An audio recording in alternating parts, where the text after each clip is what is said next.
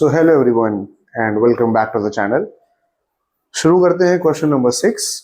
Question number 6 और 8 इस video के अंदर कवर करेंगे। ठीक है, तो क्वेश्चन नंबर 6 में देखिए क्या कह रहे हैं।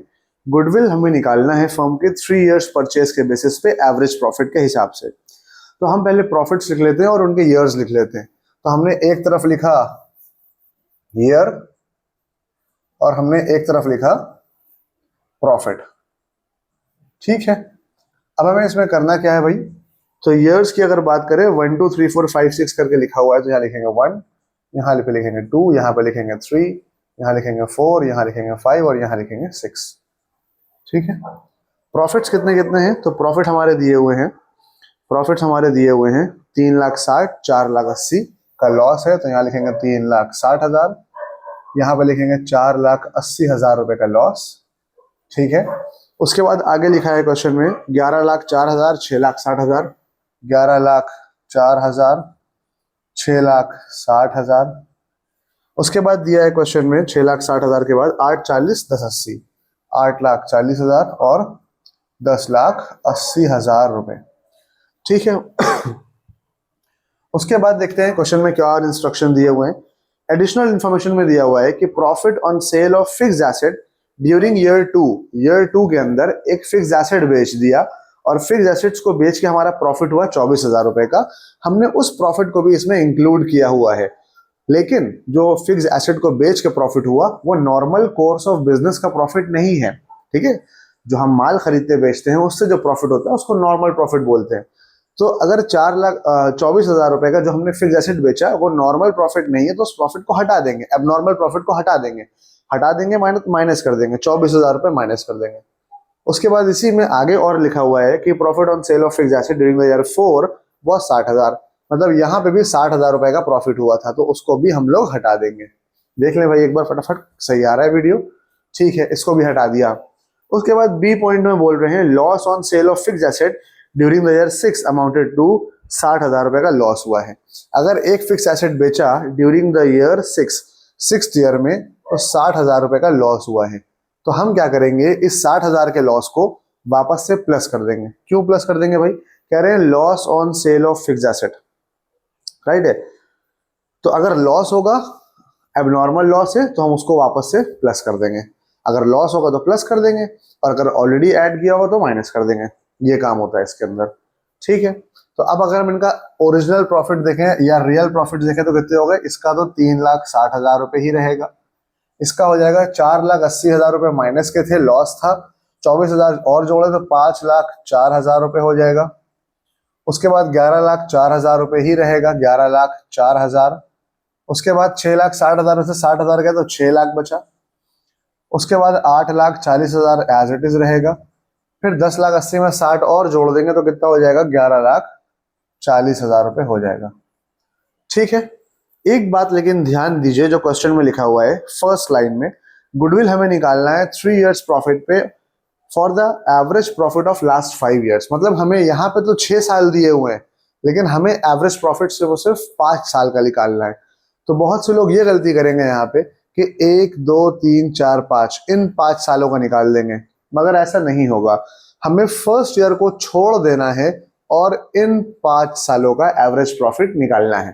ठीक है, तो अगर हमने इन पांचों को प्लस करा तो हमारा टोटल प्रॉफिट कितना आया, जरा कैलकुलेट कर लेते हैं। तो टोटल प्रॉफिट हमारा निकल के आ गया 5 लाख, 11 लाख, 6 लाख, 8 लाख और 11 लाख। तो ये आ गया हमारा 31,80,000 रुपए। कितना आया भाई, 31,80,000 रुपए। ठीक है, आप इनको जोड़ लीजिए, 10 10 20 10 30 38, कितना निकल के आएगा भाई, इनको टोटल कर लेते हैं फटाफट से। आप भी टोटल कर लीजिए।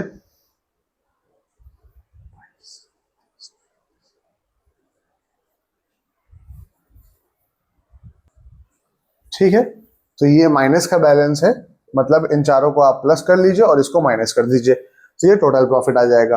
अब हमें निकालना है इसके बाद सेकंड स्टेप है एवरेज प्रॉफिट, क्योंकि एवरेज प्रॉफिट निकालते हैं जब भी गुडविल निकलेगा। तो एवरेज प्रॉफिट के लिए हम लोग क्या लिखते हैं यहाँ पे, total profit upon number of years. तो हमारा टोटल प्रॉफिट निकल गया है 31,80,000 रुपए अपॉन नंबर ऑफ ईयर्स कितने दिए हुए हैं, 1 2 3 4 5, क्योंकि हम 5 साल का ही कैलकुलेट कर रहे हैं।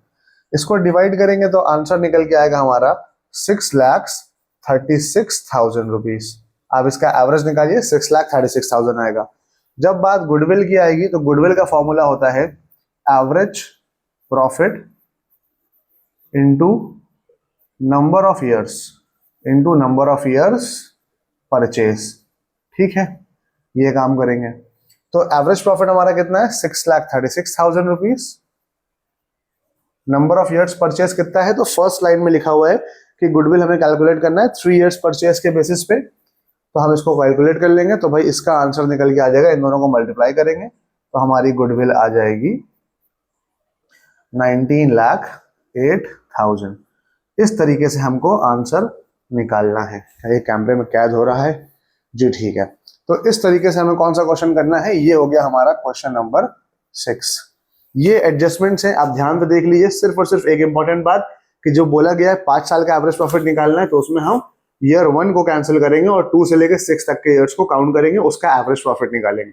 दूसरी बात, 2-3 एडजस्टमेंट है छोटे छोटे, वो एडजस्टमेंट आप कंसिडर कर लीजिए, तो आपका आंसर आसानी के साथ आ जाएगा। चलिए अब चलते हैं अगले सवाल पे, जो कि है क्वेश्चन नंबर 8। तो क्वेश्चन नंबर 8 करेंगे, 7 हम लोग छोड़ देंगे। 7 अगर किसी का नहीं है समझ आ रहा है तो डिस्क्रिप्शन बॉक्स में जो नंबर दिया है वहां पे हमें क्या कर सकते हैं, मैसेज करके पूछ सकते हैं, हम आपको बता देंगे।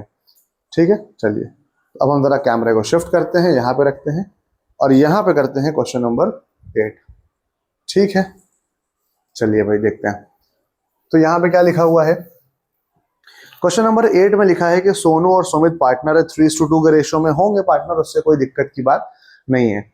हमें करना क्या है, आगे बोला गया है कि 1/5 शेयर के लिए वो साहिल को एडमिट कर रहे हैं, उसके लिए हमें गुडविल कैलकुलेट करना है। तो हम गुडविल की बात करते हैं।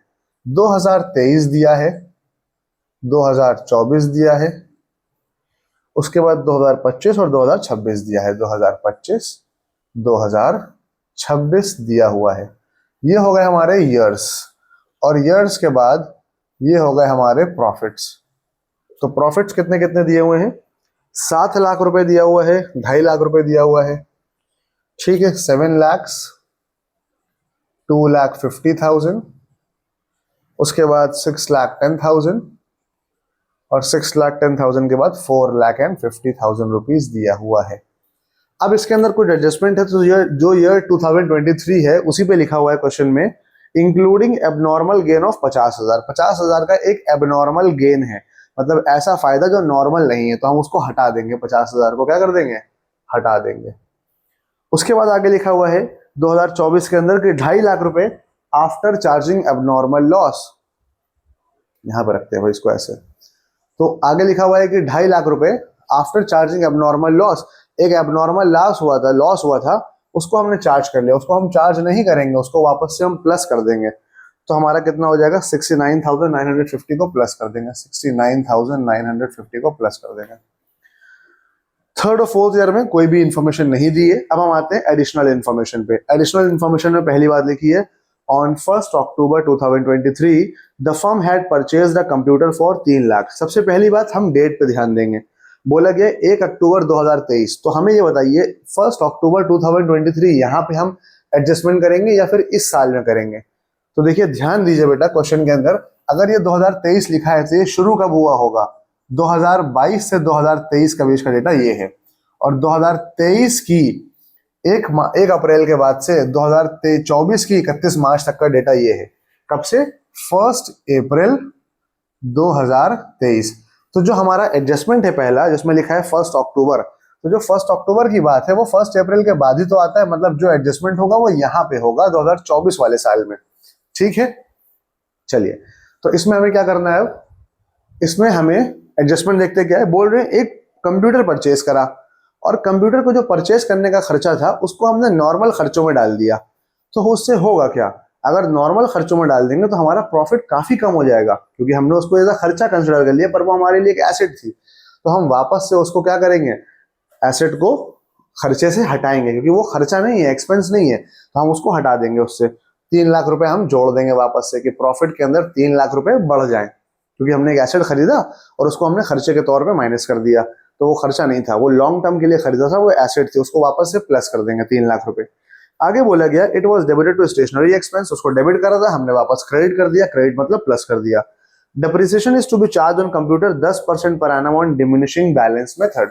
अब बोल रहे हैं इसी कंप्यूटर के ऊपर, लेकिन इसकी वैल्यू तो हर साल कम होगी ना, तो अगर वैल्यू कम होगी तो हमें डेप्रिसिएशन चार्ज करना पड़ेगा, ठीक है।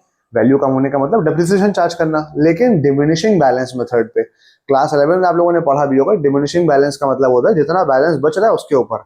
तो पहली बात तो अगर 3 लाख रुपए का सामान खरीदा, 1 अक्टूबर को खरीदा, तो अक्टूबर से 2024 की मार्च तक 6 महीने हुए, तो 3 लाख रुपए का 10% निकाला हमने, 30,000 आया, और 30,000 को हम 6 महीने के लिए निकाले, मतलब आधा कर दो तो 15,000 हो गया। तो 15,000 तो यहीं पे खर्चा माइनस होगा, ठीक है। तो अब हमें देखना है क्या करना पड़ेगा, आप लोग रफ नोट बना लीजिए। अगर 3 लाख रुपए की एसेट थी, उस 3 लाख में से आपने 15,000 रुपए हटा दिए, कौन से साल में? 24 में, तो बचा कितना? 2,85,000 रुपए। अब हमें निकालना है इसका 10%, बची हुई वैल्यू का 10%। तो 2,85,000 का 10% हो जाएगा 28,500। ये भी खर्चा है तो इसको भी हम माइनस कर लेंगे। मतलब अब हम इसमें से 28,500 को अगर हम हटा दें तो कितना बचेगा? 500 में से 500 गया तो 500 बचे, 14 माइनस 8 6, 7 माइनस 2 5, 2,56,500 ये बचा। अब हमें निकालना है इसका 10%, तो फिर से एक जीरो पीछे से हटा दे, 256, 25,650, तो यहाँ पे माइनस करेंगे 25,650। हमको ये एडजस्टमेंट करना था, इसको बोलते हैं डिमिनिशिंग बैलेंस मेथड, कि जो मशीन की वैल्यू बची, 3 लाख की मशीन थी, उसका 10% कितना हुआ? 30,000, लेकिन आधे साल के लिए, क्योंकि अक्टूबर में खरीदा है, तो 15,000 हो गया, 15,000 हटाया, क्योंकि डिप्रिसिएशन क्या है? नॉर्मल खर्चा है, हर साल लगता है, तो अगर खर्चा करेंगे तो प्रॉफिट कम होगा, तो प्रॉफिट को कम करने के लिए हमें प्रॉफिट में से उस खर्चे को माइनस करना पड़ेगा।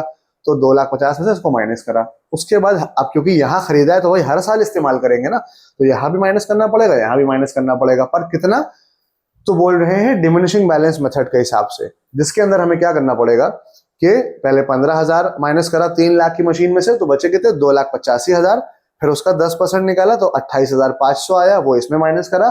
फिर 2,85,000 में से 28,500 भी माइनस करा तो बचा 2,56,500। उसका 10% निकाला तो आया 25,650, इसको यहाँ पे माइनस करा। ये था हमारा पहला एडजस्टमेंट। उसके बाद बोल रहे हैं closing stock of 2024 and 25 was over valued by 30,000 and 20,000।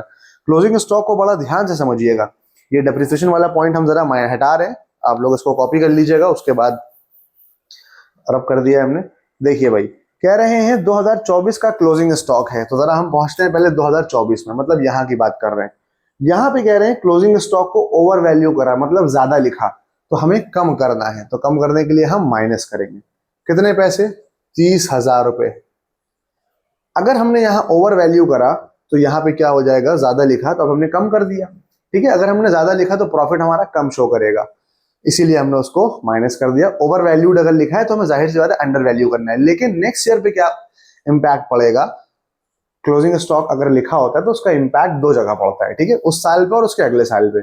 जो लास्ट ईयर का क्लोजिंग स्टॉक था वही अगले साल का ओपनिंग स्टॉक बन जाएगा, तो इस वजह से हमें क्या करना पड़ेगा? वापस से उसको प्लस करना पड़ेगा यहाँ पे, अदरवाइज प्रॉफिट गलत आएंगे। तो 30,000 रुपए यहाँ हमको प्लस करना है, पहली बात। दूसरी बात, 2025 की बात कर रहे हैं, 2025 में भी ओवर वैल्यू है 20,000 रुपए, तो हम अंडर वैल्यू करेंगे, तो 20,000 रुपए माइनस करेंगे, और जो यहाँ माइनस करेंगे तो हमें उसके नेक्स्ट ईयर में 20,000 रुपए क्या करने पड़ेंगे? प्लस करने पड़ेंगे।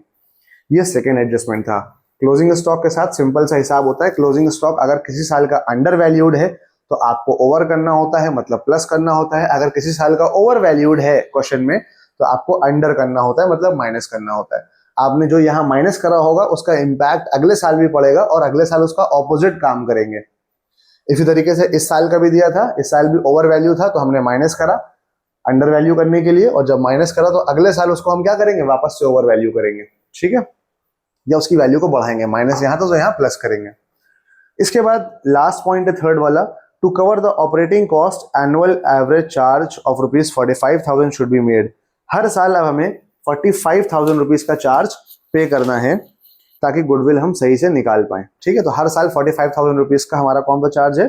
ऑपरेटिंग कॉस्ट का चार्ज है, तो हम हर साल 45,000 रुपीज भी माइनस कर देंगे, 45,000 रुपीज भी माइनस कर देंगे, यहाँ से भी 45,000 माइनस कर देंगे, और यहाँ से भी क्यों माइनस कर रहे हैं हर साल 45,000 रुपीज? क्योंकि बोल रहे हैं ये ऑपरेटिंग चार्ज है, कारोबार को चलाने के लिए इतने रुपए महीने का खर्चा आता ही आता है। ठीक है, अब इन सब का हम टोटल फटाफट से अमाउंट निकालते हैं भाई। आप भी प्लस माइनस कीजिए। तो देखिए लिखा हुआ है, पहले वाले का आंसर आ जाएगा 6,05,000, यहां पे लिखते हैं 6,05,000। सेकेंड ईयर का हमारा सारे प्लस माइनस करने के बाद आएगा 5,29,950, 5,29,950। थर्ड ईयर का हमारा प्रॉफिट आएगा 5,46,500, 5,46,500 प्लस माइनस करने के बाद। और फोर्थ ईयर का हमारा प्रॉफिट आएगा, करना पड़ेगा भाई इसको, फटाफट से कर लेते हैं। चलिए हर साल का कर लेते हैं। मैं वीडियो को पॉज कर रहा हूँ, हर साल के प्रॉफिट्स को प्लस करूंगा, उसके बाद आपको डायरेक्ट दिखाऊंगा। ठीक है, तो इन सबको हमने टोटल करा। टोटल करने का इसका आंसर आ रहा है 3,99,350। उसके बाद अब हम इन चारों का टोटल करेंगे, तो प्लस करेंगे भाई 6,05,000 को, फिर प्लस करेंगे 5,29,950, फिर प्लस करेंगे 5,46,500, फिर प्लस करेंगे भाई 3,99,350। तो यहां पे आंसर आ जाएगा हमारा 20,80,800। यह आ गया हमारा टोटल प्रॉफिट। अब हमें क्या करना है, टोटल प्रॉफिट निकालने के बाद हमें निकालना है नेक्स्ट स्टेप में एवरेज प्रॉफिट। तो एवरेज प्रॉफिट का फॉर्मूला क्या होता है भाई, total profit 20,80,800 upon number of years. कितने साल है भाई, तो 4 साल है, 4 से डिवाइड कर देंगे तो ये आ जाएगा आपका 5,20,000 रुपए। कर लेते हैं भाई, 20 लाख को 4 से डिवाइड करेंगे 5 लाख आ जाएंगे, 80 को 4 से डिवाइड करेंगे तो 20,000, 5,20,000 अंदाजा है हमारा। फिर इसका हम निकालते हैं गुडविल। गुडविल का फॉर्मूला क्या होता है भाई, average profit into number of years, into number of years. ठीक है, तो एवरेज प्रॉफिट हमारा था 5,20,000। देखिए जरा कितना नंबर ऑफ ईयर्स क्वेश्चन में दिया गया है। तो सवाल में बोला गया है 3 ईयर्स परचेज, तो इसको हम 3 से मल्टीप्लाई करेंगे तो 5, 10, 15,60,000 रुपए हमारे हिसाब से गुडविल आना चाहिए। ये हो गया आपका आंसर। जरा आंसर शीट में चेक कर लेते हैं फटाक से। क्वेश्चन नंबर 8 का आंसर, जी हाँ 15,60,000 आ रहा है। पर एक गलती हो गई भाई, एक गलती हो गई कि 20,80,000 नहीं है, 20,80,800 है। तो यहाँ पे भी 800 हो जाएगा, और जब यहाँ पे 800 होगा तो यहाँ पे 5,20,200 आएगा, और जब 5,20,200 को मल्टीप्लाई करेंगे तो 15,60,600 आएगा। ये आंसर है हमारा, 15,60,600 रुपए। इंसान हम भी हैं भाई, गलती हमसे भी होती है। चलिए बढ़िया, ठीक है। तो ये था आज का सवाल, थोड़ा सा लंबा हो गया। 2 इंपॉर्टेंट क्वेश्चन थे, एक था क्वेश्चन नंबर 6 और ये वाला था क्वेश्चन नंबर 8। ये 2 क्वेश्चंस आप देख लीजिए, उसके बाद बाकी मैंने जो क्वेश्चंस मिस करे हैं, अगर वो क्वेश्चंस आप चाहते हैं समझना, पहली बात तो आसान है, अगर फिर भी आप उनको समझना चाहते हैं तो व्हाट्सएप पे पूछ सकते हैं। अपने डाउट सेशंस के लिए आप हमसे ऑनलाइन क्लास भी ले सकते हैं। स्पेशल डाउट सेशन क्लासेस होंगी वो, जो उसकी पर क्लास की कॉस्ट होगी, पर क्लास के हिसाब से हम लोग जूम पे कॉल कर सकते हैं, अगर आप ऑनलाइन पैन इंडिया कहीं से भी मुझसे पढ़ना चाहते हैं। चलिए मिलते हैं नेक्स्ट वीडियो में, तब तक बने रहिए और खूब मन लगा के तैयारी करते रहिए। Abdul Ali signing off.